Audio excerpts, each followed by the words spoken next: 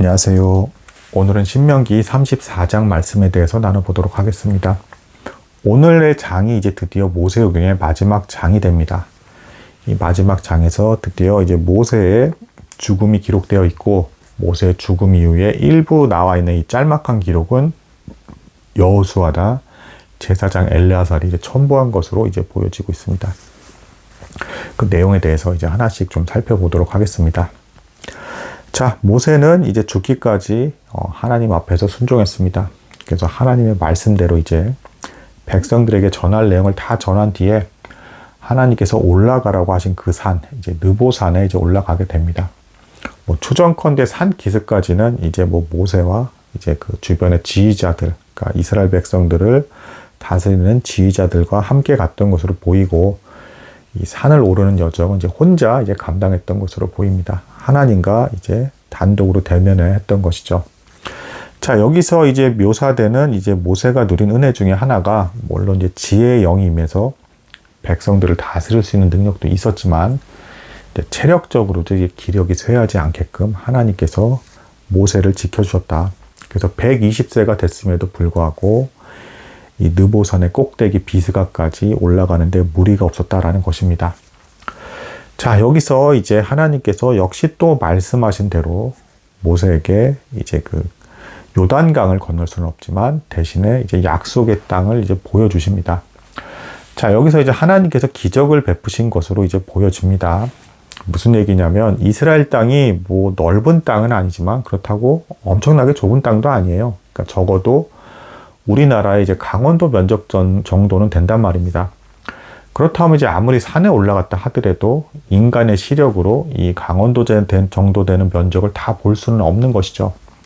근데 이제 하나님께서 기적적인 방법을 통해서 모세를 하여금 볼 수 있게 하셨던 것으로 이제 보여지고, 그래서 모세는 이 천국을 상징하는 이 약속의 땅을 바라보게 됩니다. 자, 여기서 이제 우리는 또 이제 교훈과 깨달음을 얻습니다. 이렇게 모세가 볼 수 없는 것조차도 보게 해주시는 이 하나님의 모습을 통해서 우리가 어떤 영적인 것을 깨닫거나 도움을 받게 되는 경우, 혹은 물리적으로나 육체적으로까지도 어떤 알 수 없었던 것을 알게 되고, 이로 말미암아 도움을 얻게 되는 이런 모든 것들이 하나님의 은혜로 말미암는다라는 이제 결론에 도달하게 됩니다. 그래서 우리가 무언가를 보고 깨닫고 이로 인해서 도움을 얻고 기뻐하고 즐거워할 수 있는 이 모든 것에 대해서 하나님께서 은혜로 베푸신 것이기 때문에 우리는 항상 이럴 때마다 감사함을 하나님께 표현하는 삶을 살아가야겠습니다. 자, 여기서 이제 그 다음 내용이 조금 이제 특이한 내용이 나와요. 이제 모세가 여기서 이제 5절에서 이제 여호와의 종이라 이제 표현을 받게 되고, 이건 이제 전형적인 구약적인 표현입니다. 율법 제도 아래서는 하나님을 믿는 이제 하나님의 자녀는 이제 종으로 이제 표현되고 있었던 것이죠. 신약에 가서야 이제 예수님을 믿음으로 말미암아 아버지와 아들의 관계가 이제 성립이 되는 이런 차이점이 있겠습니다. 여기서 유대인들이 이제 이런 표현까지 써요. 모세는 여호와의 말씀대로 하나님께 입맞춤을 받는 중에 이제 조용히 죽음을 맞이하게 되었다. 고통스러운 죽음이 아니라 평온한 죽음, 곧 육신의 무거운 모든 것들을 내려놓고 하나님의 품에 안기게 되는 그런 죽음을 맞이하게 되었다. 이제 이렇게까지 표현을 하고 있습니다. 자, 모세같이 이렇게 엄청나고 대단한 인물조차도 하나님을 만나기 위해서는 죽음을 피할 수가 없는 것이죠. 이것은 모든 성도들에게 주어지는 숙명이라 할 수가 있겠습니다. 자, 그 다음 내용에서 이제 조금 신기한 부분이 나오는데, 이제 모세의 시체가 어디에 이제 매장되었는지에 대해서는 아무도 알지 못합니다. 그러니까 하나님께서 기적적인 방법으로 모세의 장례까지도 이제 치루어 주신 것인데, 이 시신이 어디 있는지 왜 아무도 모르게 하셨는가? 이것은 이제 마귀의 올무에 빠지지 않기 위해서 하나님께서 그렇게 처리하신 것이다라고 이제 볼 수가 있겠습니다. 유다서를 참조하면 모세의 시신을 두고 이제 천사장 미가엘과 마귀가 다투었다라는 내용이 나오는데, 이게 무슨 미신적으로 모세의 시신 자체가 죽은 이후에도 어떤 능력을 발휘하고 이런 게 아니라, 이 모세의 시신이 어디에 매장되었는지를 이스라엘 백성들이 알게 될 경우, 뭐 하나님을 섬긴다고 입술로 고백하면서 모세의 시신을 통해서 뭔가 기적이 일어나지 않을까라고 하면서 우상숭배에 빠지게 될 거라는 것이죠. 그래서 이 원수 마귀가 백성들로 하여금 우상숭배에 빠지게끔 하기에 너무 좋은 도구가 모세의 시신이었기 때문에 마귀는 모세의 시신을 노린 것이었고, 천사장 미가엘이 이것을 막고 이제 아무도 모르는 곳에 벳불 맞은편, 그러니까 모압 땅 어딘가 이제 모세의 시신을 이제 숨겨서 매장시켰다라는 것입니다. 이 과정까지도 하나님께서 은혜를 베푸셔서 우리를 하여금 우상숭배에 빠지지 않게끔 처리해 주신 것이다 라고 볼 수 있겠습니다.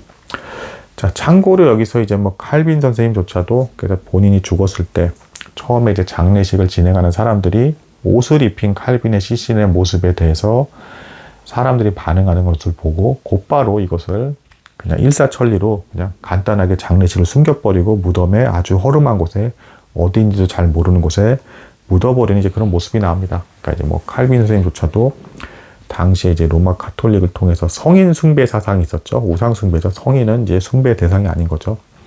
이런 것을 방지하기 위해서 칼빈도 자신의 시신을 이제 어디에 있는지 제대로 찾지 못하는 허름한 곳에 매장해서 조촐하게 장례를 진행해 버리고 넘어가 버리는 이제 이런 모습을 보여주게 됩니다. 아마 이 본문에서 그런 가르침을 얻은 것이 아닌가라는 이제 추정을 할 수가 있겠습니다. 자, 그 다음에 이제 이후의 내용들과 이제 맞물려서 이제 좀 상징적으로 좀 해석될 수 있는 부분이 있는데, 모세같이 이렇게 아직도 몸이 정정하고 뛰어난 사람이 약속의 땅을 이제 들어가지 못한다는 건 인간의 시야로 보기엔 참 안타까운 일입니다. 왠지 이제 들어가면 도움도 될 것 같고 막 이제 그런데 말입니다.